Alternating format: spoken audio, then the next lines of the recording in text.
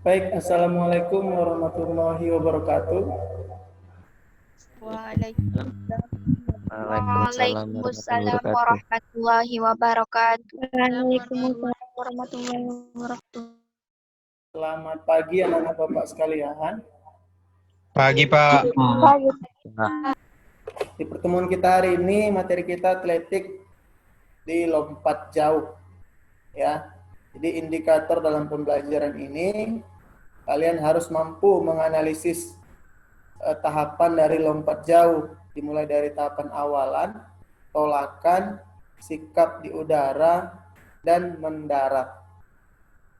Kemudian yang kedua, mempraktekkan hasil analisis teknik lompat jauh. Jadi anak-anak Bapak sekalian, kalian harus memang mempraktekannya di rumah. Ya, dengan catatan kalian harus memodifikasi. Kalau misalnya di rumah kalian itu tidak ada pasir, maka mendaratnya jangan di tempat yang keras seperti semen, aspal, jangan. Jadi bisa di rumput begitu. Bisa di tanah yang lembut. Nah, dan kalau anak pantai ini enak nih, banyak pasir di pantai kan. Jadi tinggal lari aja, terus kalian mandi di laut. Paroji nih kayaknya nih.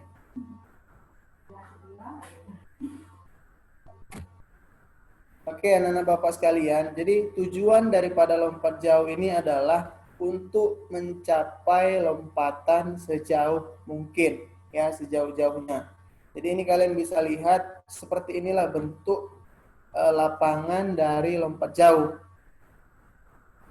Jadi siapa yang udah pernah ikut lomba lompat jauh di sini? O2SN. Ada? Saya, Sir. Siapa nama kamu? Cewek nih ya? Dita Ramadhani, Sar. Oh, Dita. Jadi tahun lalu itu, 2 tahun lalu, jadi anak CTF pernah mengikuti lompat jauh O2SN itu atas nama Dewa. Jadi Brother Dewa kali ini itu memperoleh lompatan 5 meter 30 cm kalau saya tidak salah. Ya, dia memperoleh juara 2. Jadi yang disayangkan itu untuk kabupaten yang diambil hanya juara pertama saja.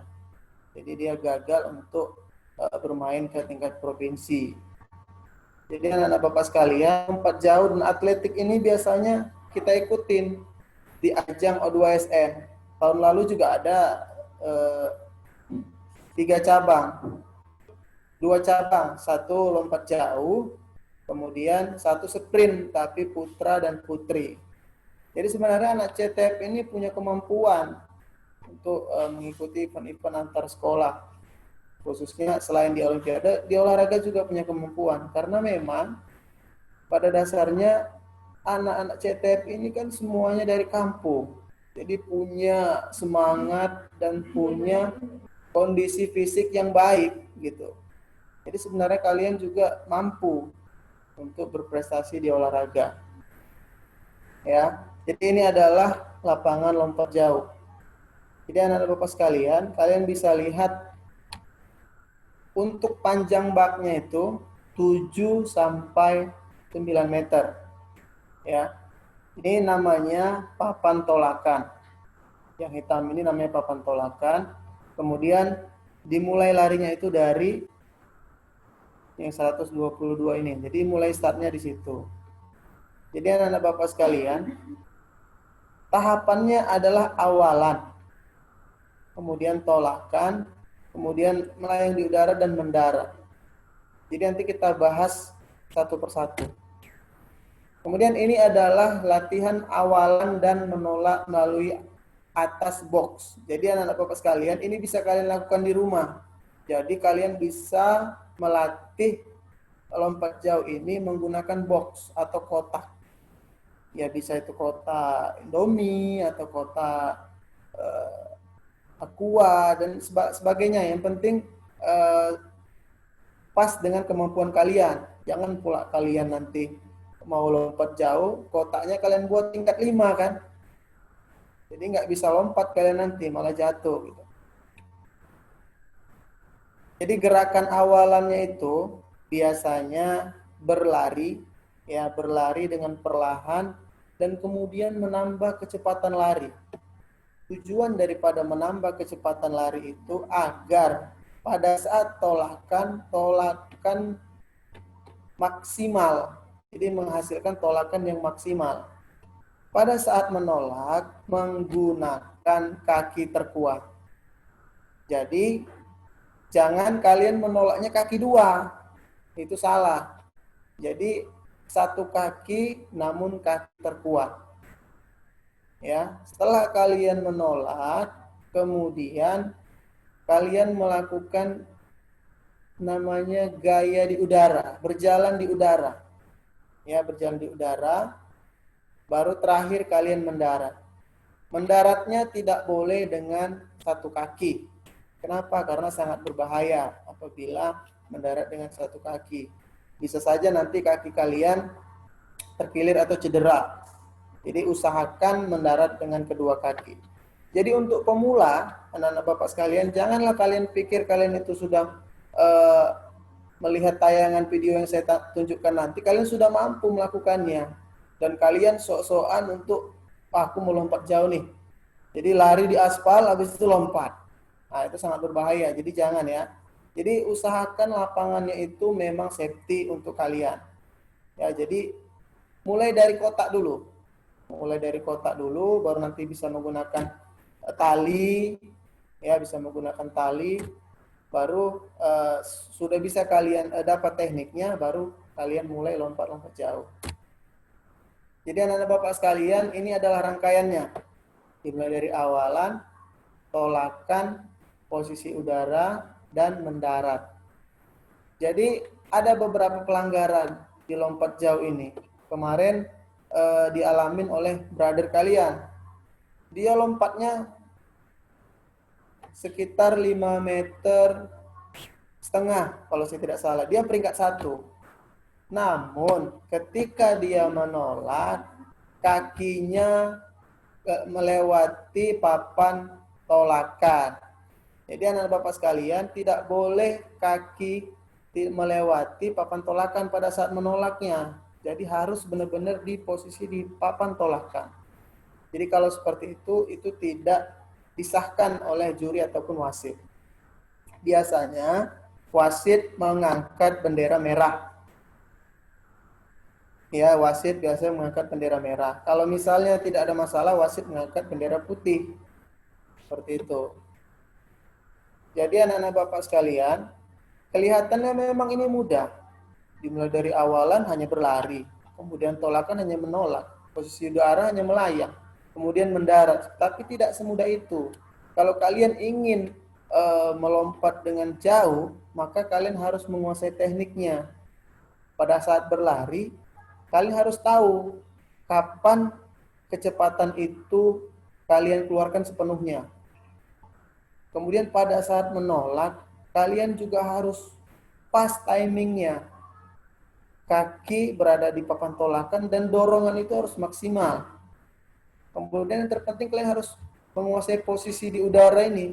Biasanya seperti berjalan di udara untuk membantu tubuh melayang lebih jauh. Kemudian ada gerakan dari pinggang agar membantu kalian tolakan lebih jauh. Jadi pinggang itu sebenarnya membantu kalian gitu. Baru terakhir adalah mendarat. Mendarat ini banyak sekali orang yang kurang paham tentang mendarat ini. Jadi dia kira mendarat dengan kedua kaki. Namun setelah dia mendarat, lengan dia menyentuh bak pasir gitu. Kenapa emangnya nggak boleh? Boleh, tetapi jika lengannya menyentuh bak pasir dan lebih dekat daripada lompatannya, maka yang dihitung adalah lengannya. Nah, jadi perhitungan dari jaraknya ini, menghitung jarak lompat jauh ini, dihitung dari pada saat kalian mendarat. Jadi pada saat kalian mendarat, bukan yang paling jauh, tetapi yang paling dekat dengan papan tolakan. Misalnya, si Fahrul Roji ini atlet CTF ini dianya ngikuti O2SN di Deli Serdang. Atlet Tanjung Balai dia sebenarnya, tapi dia ikut Deli Serdang mewakili CTF. Kemudian dia lompat nih, dia menggunakan awalan, tolakan, posisi tubuh di udara, baru dia mendarat. Lompatannya jauh, sejauh 5 meter. Setelah dia mendarat dengan kaki dua, dia kehilangan keseimbangan. Setelah itu dia kehilangan keseimbangan, tubuhnya jatuh ke belakang. Tubuhnya jatuh ke belakang, lalu dia menahan dengan tangannya. Nah, jadi yang diukur itu adalah tangannya, karena tangannya yang terdekat dengan papan tolakan. Nah, jadi itu yang paling keliru. Jadi, anak-anak Bapak sekalian, kemarin brother kalian seperti itu. Padahal lompatannya jauh, tetapi dia kehilangan keseimbangan, dia tangannya menyentuh bak pasir yang lebih dekat dengan papan tolakan. Jadi yang diukur adalah lengannya, seperti itu. Jadi lompat jauh ini sebenarnya tidak mudah. Oke, ini ada 8 aturan dalam olahraga lompat jauh. Jadi yang pertama itu adalah lintasan lari, ya. Jadi memang lintasan lari ini sangat sifatnya wajib ketika harus ada pertandingan atau perlombaan lompat jauh. Kemudian papan tolakan, ini juga sifatnya wajib. Dan yang saya bilang tadi, papan tolakan ini tidak boleh atlet itu melewati papan tolakan pada saat melompat, maka dia akan didiskualifikasi atau lompatannya dianggap gagal. Kemudian bak pendaratan. Jadi bak pendaratan ini sejauh ini 7 sampai 9 meter. Karena memang belum ada yang lompat sampai dengan 10 meter, belum ada. Jadi setahu saya 8 meter, sekian itu yang paling terjauh untuk saat ini. Tapi nanti pasti ada. Kemudian peserta. Nah, ini peserta kalau misalnya di event di O2SN jumlah pesertanya lebih dari 8 orang, maka akan ada babak penyisihan namanya. Ada babak penyisihan, maka semua peserta itu diadu untuk mendapatkan 8 peserta. Biasanya itu dikasih kesempatan 3 kali lompatan. Jadi dengan 3 kali lompatan itu, contoh ada 16 peserta.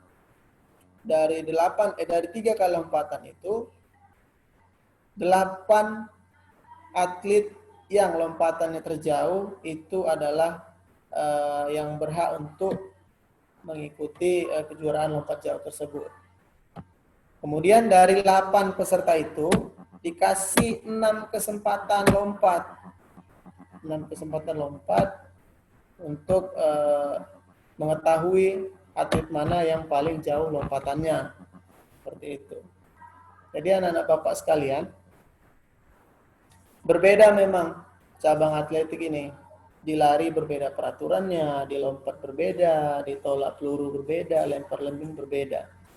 Jadi memang di lompat jauh ini sebenarnya anak-anak CTF berpeluang untuk berprestasi di O2SN kalau misalnya mau. Jadi tahun lalu itu yang cewek juga ada ikut. Saya lupa atas nama siapa. Kalau nggak salah dia juara 4. Jadi apapun eventnya, kalau kalian siap dan mau, nanti kita ikuti lombanya seperti itu. Baru pengukuran. Pengukuran ini seperti yang saya jelaskan tadi. Diukur dimulai dari posisi pendaratan terdekat dengan papan tolakan. Dan cara mengukurnya juga tidak boleh mereng atau menyamping. Jadi diambil garis tengahnya, baru ditarik ke papan tolakan. Seperti itu.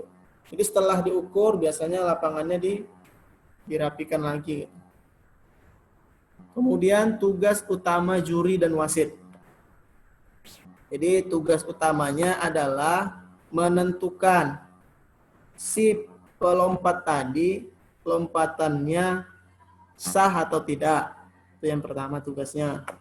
Baru tugasnya kedua mencatat. Baru tugas yang ketiga mengukur. Ya, baru tugas yang keempat mengontrol setiap pertandingan atau perlombaan. Kemudian penentuan pemenang. Jadi penentuan pemenang ini mutlak dari jauhnya lompatan si atlet. Jadi ini sangat menentukan. Namanya juga lompat jauh. Jadi yang terjauh yang menjadi pemenang. Kemudian yang terakhir adalah diskualifikasi.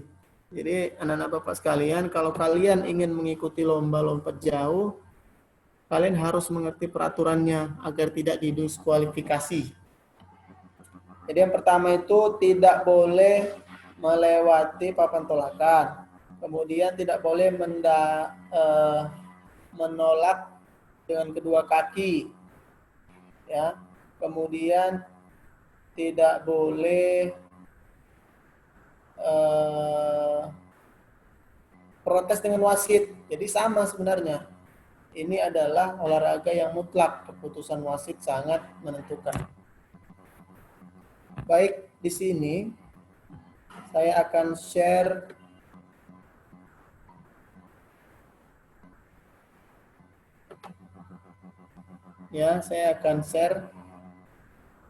video lompat jauh. Ya. Ini adalah pertandingan tingkat kabupaten.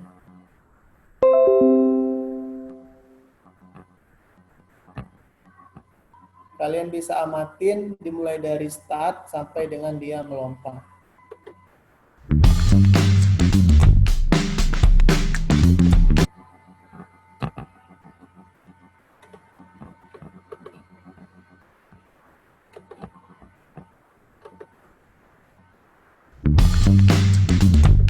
Oke, anak-anak Bapak sekalian, kalian bisa amatin pada saat dia menolak. Kakinya tepat berada di papan tolakan. Ini adalah namanya papan tolakan.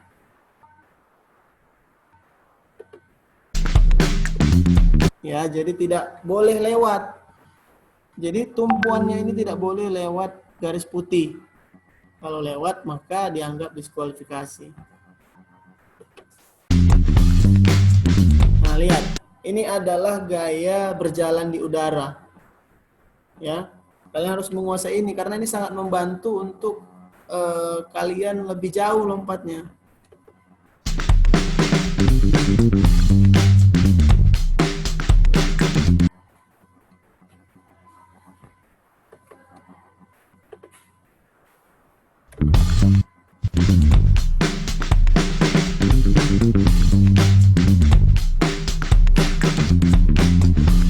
Oke, jadi yang diukur itu kaki terdekat ini, pendaratan terdekat baru ditarik sampai dengan papan tolakan tadi. Segitulah jauh lompatannya. Ya.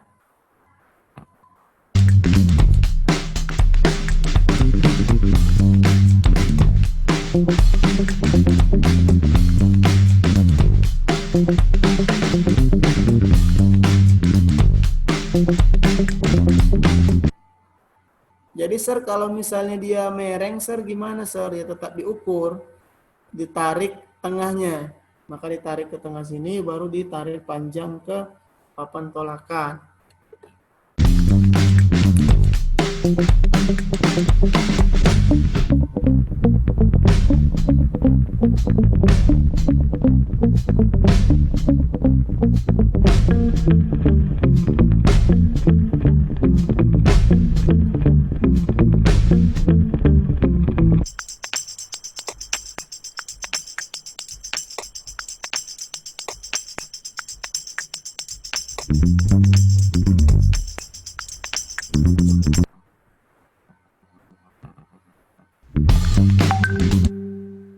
Oke, jadi anak-anak Bapak sekalian, itulah tadi contoh lompat jauh. Ya, kalian bisa lakukan di rumah, tetapi dengan memodifikasi lapangannya. Kalian bisa di halaman rumah. Tapi ingat, tidak boleh kalian menggunakan lapangan yang contoh aspal. Itu tidak boleh. Kemudian yang keras-keras tidak boleh. Karena membahayakan kalian pada saat pendaratan. Ya, jadi kalau misalnya tidak ada pasir, jangan dipaksakan. Kalian bisa lakukan melompati box, kalian bisa lakukan lompat tali. Yang penting gerakan awalan, kemudian gerakan tolakan, kemudian gerakan melayang, dan gerakan mendarat itu sudah benar. Kemudian anak bapak sekalian, saya sudah upload di psikologi, mungkin kalian sudah baca tugasnya. Jadi kalian praktekkan gerakan lompat jauh tersebut sesuai dengan kondisi yang ada di kampung masing-masing atau di daerah masing-masing. Kalau misalnya si Paru Roji, dia bisa mungkin ke laut itu. Dekat laut rumah kan Paru Roji? Iya, Sir. Nah, jadi bisa di pinggir laut banyak pasir. Jadi bisa diukur sendiri nanti berapa lompatannya. Kemudian anak-anak bapak yang lain, mungkin di dekat rumahnya ada pasir, ya mungkin bisa gitu. Kalau misalnya tidak ada, kalian boleh menggunakan box atau tali dalam modifikasi. Kemudian kalian analisis, kira-kira gerakan yang sudah kalian lakukan itu sudah benar atau tidak. Ya kan, tahapannya sudah saya share di psikologi, tahapan gerakan daripada lompat jauh ini. Jadi kalian lihat, step pertama itu seperti apa. Kalian lakukan. Baru step kedua selanjutnya sampai dengan step akhir. Setelah kalian lakukan, kalian lihat gerakan kalian benar atau salah. Salahnya di mana? Nah, jadi kalian analisis. Itu kenapa Bapak selalu buat tugas menganalisis gerak. Karena memang kalian agar paham gerakan yang kalian lakukan itu sudah benar atau tidak. Seperti itu. Ya. Jadi, selain itu, saya juga selalu upload kuis psikologi, namun masih sedikit yang mengerjakan kuisnya. Apa kendala kira-kira? Jaringan, Sir. Iya, Sir. Jadi terkadang pun psikologinya susah dibuka, Sir. Oh, mungkin ketika kalian membuka itu banyak siswa yang membuka psikologi gitu ya. Jadi anak bapak sekalian, ketika kalian sudah bisa membuka, manfaatkan. Langsung aja kerjain kuisnya. Karena kuisnya hanya 2 soal saya buat. Itu pun masih sedikit yang merespon. Ya, jadi ketika bisa buka di pertemuan, contoh katakan pertemuan 4, langsung buka foldernya kan. Langsung ada kuis, kerjakan aja langsung kuisnya. Lihat modulnya, langsung dikerjakan gitu. Jadi anak bapak sekalian biar tugasnya tidak menumpuk. Jadi kasihan kalian nanti karena banyak mata pelajaran yang memberi tugas. Kemudian selanjutnya untuk mempraktekkan lompat jauh ini saya tidak mau lagi yang kalian hanya berfoto-foto saja. Jadi saya lihat fotonya itu ada yang tidak menggunakan baju olahraga, dia hanya foto baru dia membuat deskripsinya sedang melakukan ini. Bukannya saya tidak percaya, tapi saya nggak yakin gitu. Kalau memang itu dilakukan. Jadi untuk kedepannya, kalian lakukan dengan pakaian lengkap. Sepatu, training, baju, ya bebas. Yang penting pakaian olahraga. Ya, pakaian olahraga, baru kalian lakukan pemanasan sesuai dengan yang kita sepakati. Jogging, dinamis, baru statis. Habis itu baru kalian lakukan lompat jauh. Setelah dilakukan baru difoto.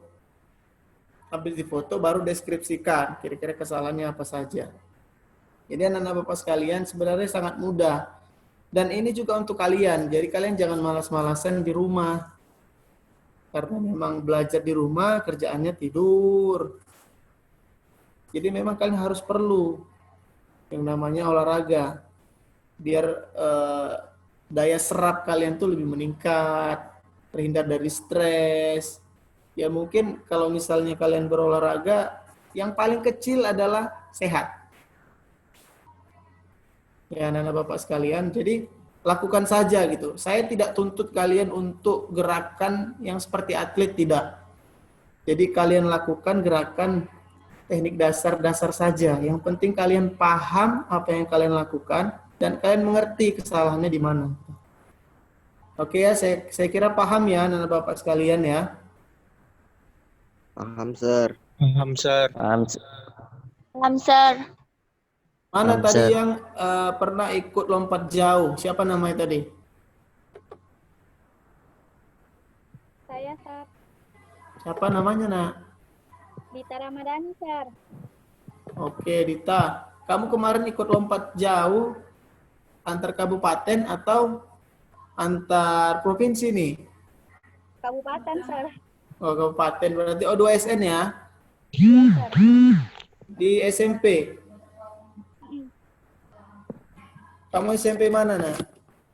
SMP 1 Sunggal, Sir. SMP 1 Sunggal. Iya, Sir. Oke, SMP 1 Sunggal. Dapat juara berapa, Nak?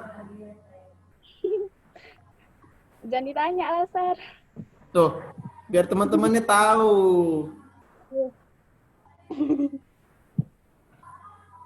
Nggak apa-apa ya, jadi mau dapat juara, mau nggak dapat juara, yang penting kalian sudah berusaha. Gitu. Jadi anak-anak Bapak sekalian, saya kira pertemuan ini cukup ya. Jadi kalau misalnya nanti ada pertanyaan, boleh di forum diskusi, atau boleh WA saya. Tapi yang jelas untuk pengumpulan tugasnya, itu di forum diskusi. Paham ya? Paham, Sir. Oke, saya ingatkan kembali, jangan lupa kalian berolahraga agar tubuh sehat dan pikiran tetap fresh, gitu ya. Jadi saya akhiri, Assalamualaikum warahmatullahi wabarakatuh. Waalaikumsalam.